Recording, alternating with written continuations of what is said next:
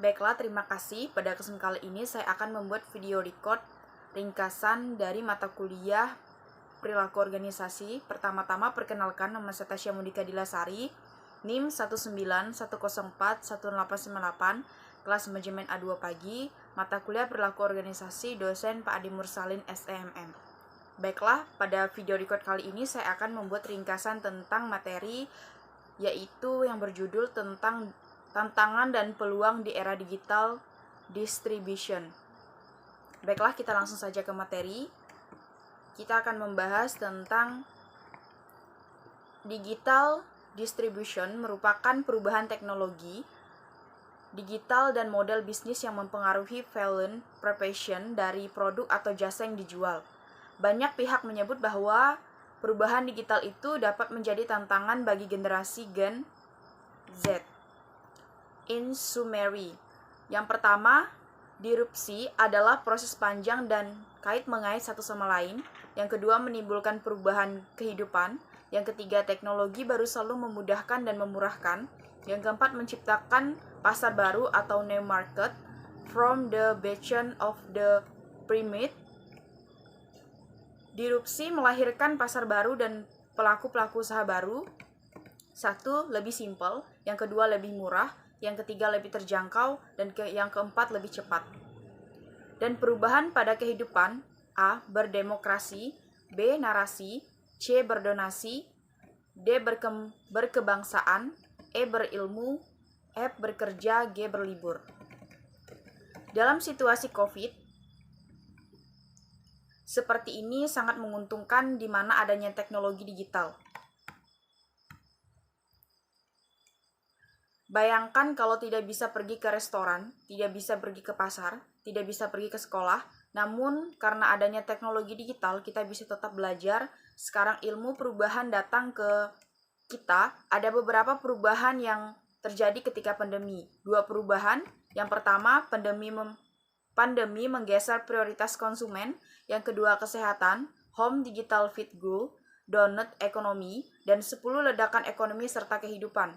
Contoh, sekarang kita harus membeli masker, membeli vitamin, sanitizer, dan lain sebagainya. Oleh karena itu, prioritas pelangganan saat ini lebih didalamkan rumah. Semua aktivitas berada di dalam rumah.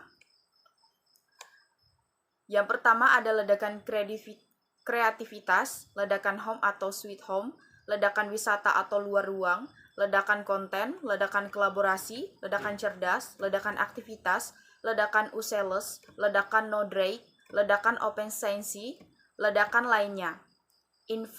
Investor baru, great resignation, ledakan-ledakan lainnya.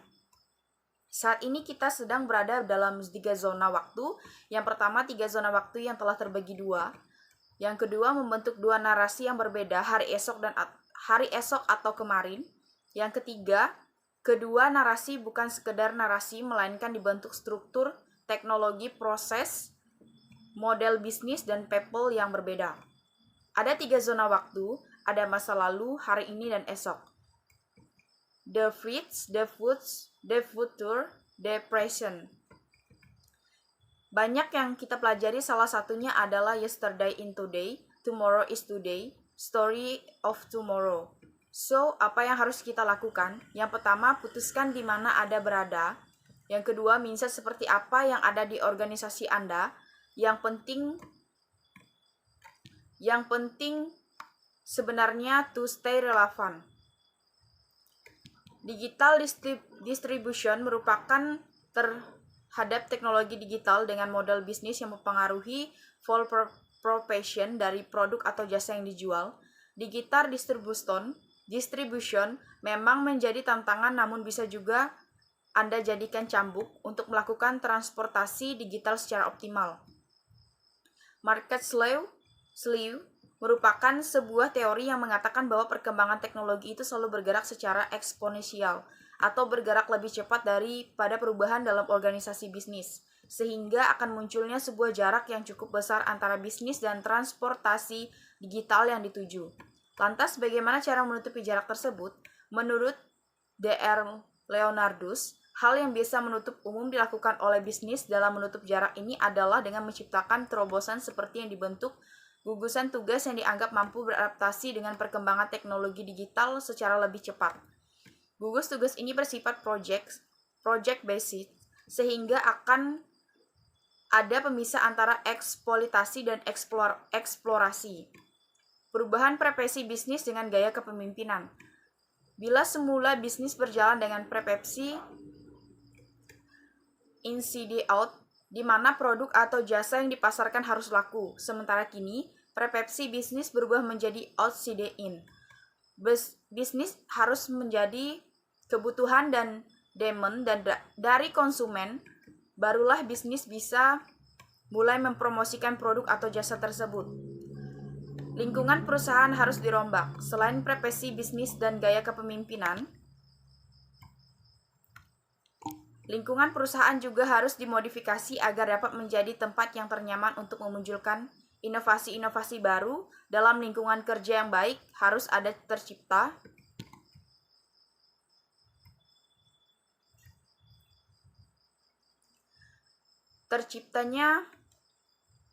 kesempatan bagi karyawan-karyawan untuk meningkatkan skill bebas karya dan membentukkan nilai baru.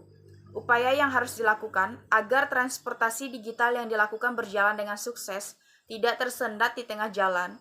Ada beberapa upaya yang perlu menjadi fokus utama sebuah perusahaan.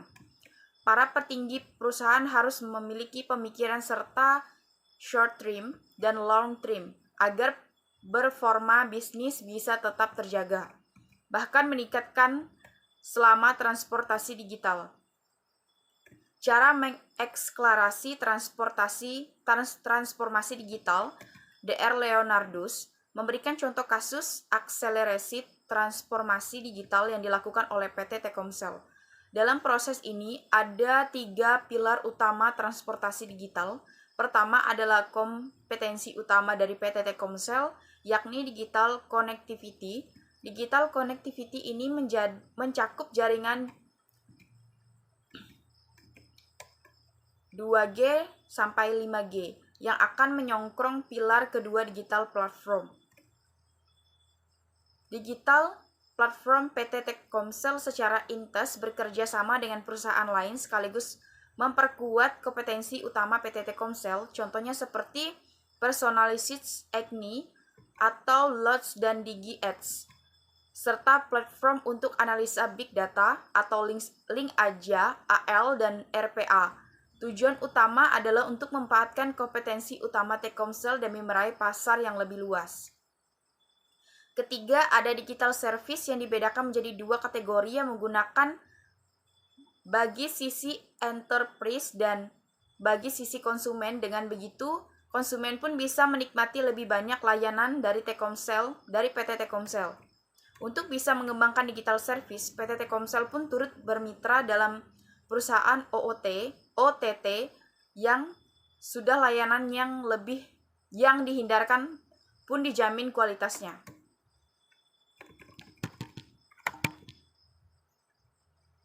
Nah, sekian dari ringkasan video record di mata kuliah perilaku organisasi. Atas kesempatannya saya ucapkan banyak terima kasih.